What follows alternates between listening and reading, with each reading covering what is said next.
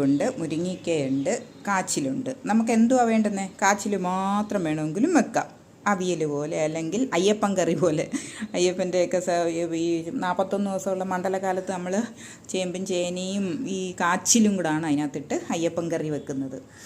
നമുക്ക് ഇത് മൂന്നും കൂടെ വേണമെങ്കിലും അവിയൽ പോലെ വെക്കാം. അതല്ലെങ്കിൽ ചക്കക്കുരു മുരിങ്ങയ്ക്കയായിട്ട് വെക്കാം, തോരനായിട്ടോ അവിയൽ പോലെ ആയിട്ടോ. കാച്ചിലിനെ എടുത്ത് വെട്ടി മെഴുക്കുവരട്ടിയാക്കാമെന്ന് വിചാരിച്ചു. മഞ്ഞപ്പൊടിയും മുളക് പൊടിയും ഉപ്പും കൂടെ ഇട്ട് നമുക്ക് ഇത് വേവിക്കാം. അല്ല, ഈ മെഴുക്കുവരട്ടിക്കകത്താണെങ്കിൽ ഉപ്പ് ഇട്ട് വെളിച്ചെണ്ണയും ഒഴിച്ച് വെച്ചേക്കുക. ഇച്ചിരി കുരുമുളക് ഇട്ട് വേവുമ്പം കുറേ കുരുമുളകും കൂടെ ഇട്ട് ഇങ്ങി വാങ്ങിയാൽ മെഴുക്കുവരട്ടിയാണ്. കാച്ചിൽ മെഴുക്കുവരട്ടി. കാച്ചിൽ കഴുകിയ വെള്ളം കണ്ടോ? 3ാമത്തെ വെള്ളമാണ്, എന്നിട്ടും കറയാണ്. അതാ ഇപ്പോഴത്തെ പിള്ളേർ ഇതൊന്നും എടുക്കാത്തത്. എൻ്റെ കൈ കണ്ടോ? മൊത്തം കറയായി. അപ്പം അവിയൽ റെഡി ആയിട്ടുണ്ട്. അതാണ്ട് മെഴുക്കുവരട്ടി ഒരുമിച്ച് റെഡിയായി. നമുക്കിതിനകത്ത് കടുക് വറുത്ത് ഇടാം. കടുക് വറുത്തില്ലേലും ഒന്നുമില്ല, ശകലം പച്ച വെളിച്ചെണ്ണ ഒഴിച്ചാലും മതി. മെഴുക്കുവരട്ടിക്കകത്ത് ധാരാളം വെളിച്ചെണ്ണ ഉണ്ടല്ലോ. പച്ചമുളകായി കാണുന്നത്.